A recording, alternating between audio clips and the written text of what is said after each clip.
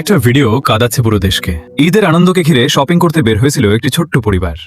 হাসি খুশিতে ভরা সেই মুহূর্ত যে কয়েক মিনিটের মধ্যেই পরিণত হবে ভয়াবহ ট্র্যাজেডিতে, তা কেউ কল্পনাও করেনি। হঠাৎই ঘটে ভয়াবহ ট্রেন দুর্ঘটনা। ঘটনাস্থলে প্রাণ হারান এক মা ও তার ছোট্ট ছেলে।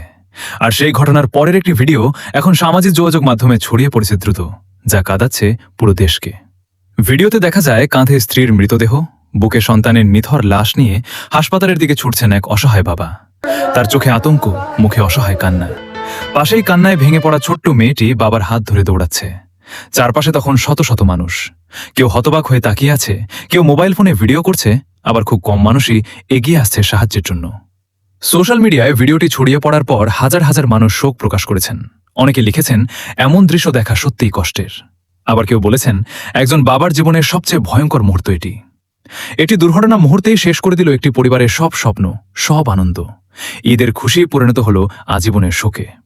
এই ঘটনাকে কেন্দ্র করে অনেকেই সচেতনতার কথাও বলছেন। রেললাইন পারাপারে অসতর্কতা, নিরাপত্তাহীনতা এবং মানুষের দায়িত্ববোধ নিয়ে নতুন করে প্রশ্ন উঠেছে। একটি ভিডিও আজ শুধু ভাইরাল হয়নি, মানুষকে মনে করিয়ে দিয়েছে এক মুহূর্তেই বদলে যেতে পারে পুরো জীবন। আল্লাহ যেন পরিবারটিকে এই শোক সহ্য করার শক্তি দেন।